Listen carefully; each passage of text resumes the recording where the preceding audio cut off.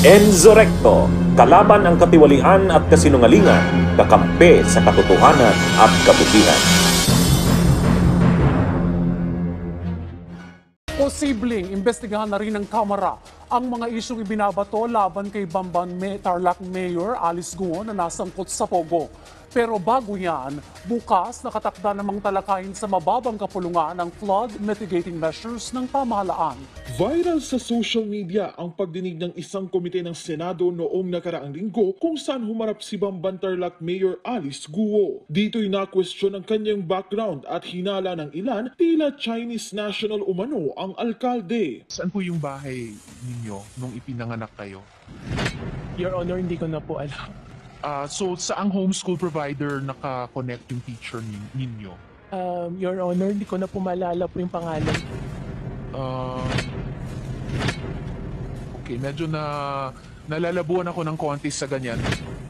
Ang ilang kongresista sa Kamara, ikinaalarma ang umusbong na isyong ito. Ayon kay House Assistant Majority Leader Jill Bongalon, posibleng imbestigahan din ito sa Kamara. It's a possibility, no, to have a parallel investigation here in the House of Representatives, because this is very serious and at the same time very alarming, because imagine a Chinese, allegedly isa pong Chinese person was able to register herself, no, 17 years after na siya po ay pinanganak.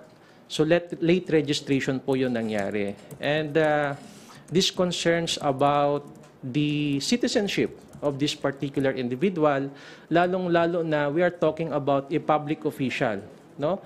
And under our Constitution, those who want to serve our country and to join the electoral process as candidates for local positions, they should be Filipino citizens.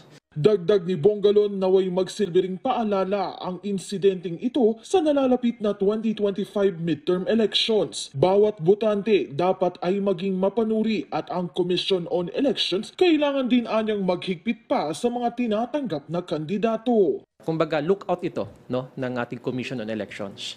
Dapat i-screen nila lahat ng mga kakandidato, no, na ngayong darating na midterm election. This is a very serious issue na hindi lamang about national security dahil meron na ho tayong mga allegedly Chinese persons or individuals na gustong pasukin pati yung paggogobyerno sa ating bansa.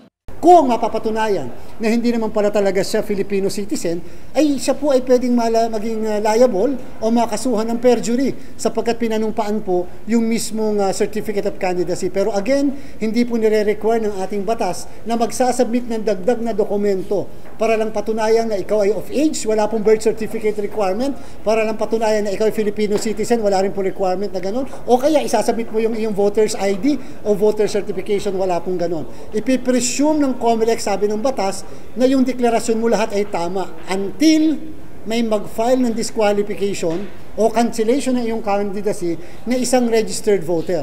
Ang COMELEC po ay ministerial ang duty namin. Ano po ibig sabihin? Wala po kaming karapatan na tumanggi sa pinafile na certificates of candidacy. Basta po kompleto ang lahat ng items doon, walang blanco, tatanggapin po namin yan.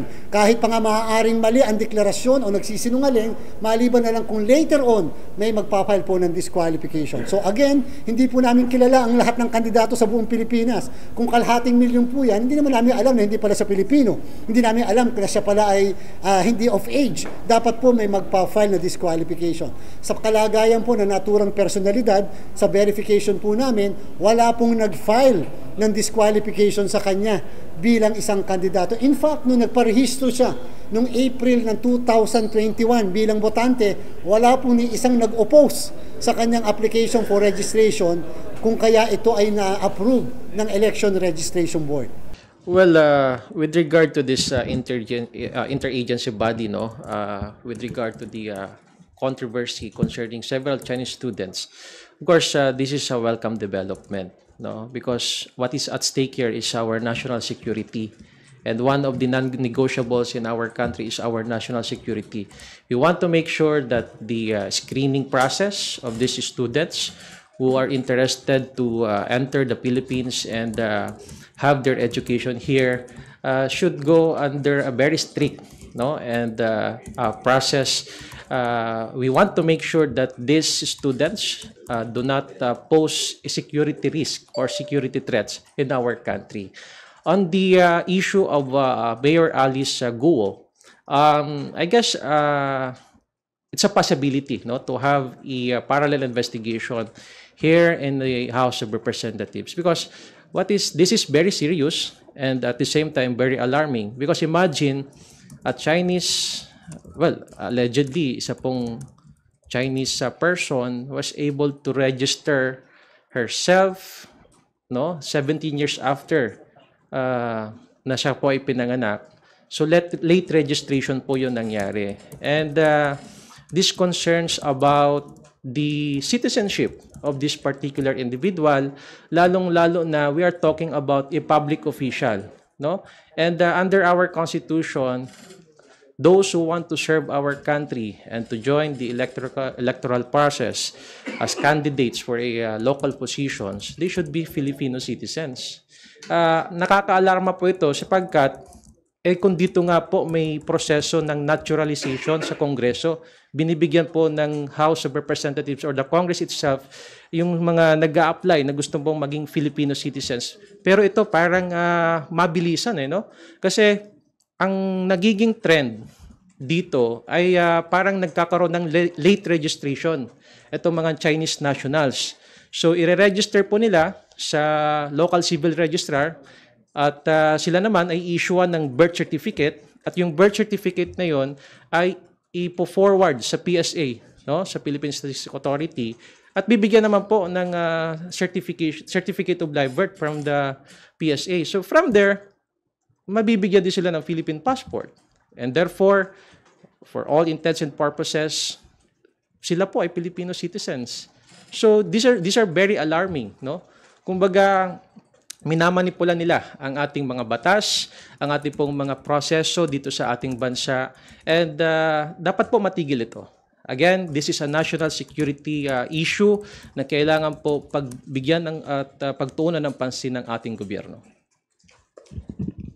Dagdag lang din yung kay Kong Jill. So, medyo shady talaga yung nangyari sa investigasyon kasi parang hindi mo alam kung saan ka nanggaling.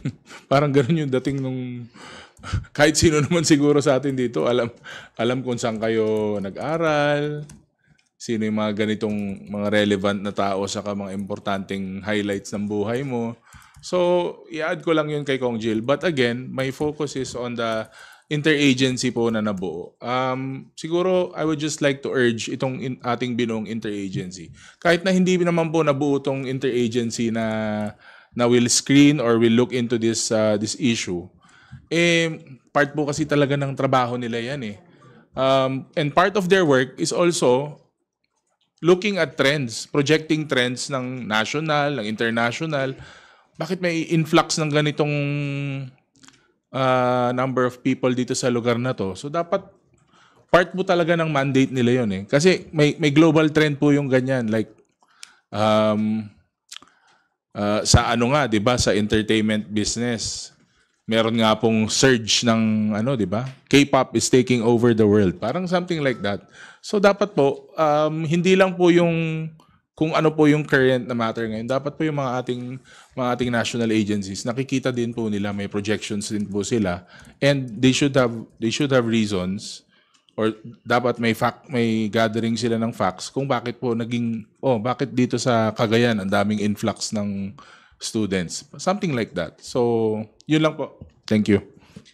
Bunyog, halikan na kasama ka. Bunyog, kapag buklod ay may pag-asa. Luzon, Visayas, Mindanao, isa ang pananaw. Sa bagong Pilipinas ang bunyog isisigaw. Bunyog, bunyog.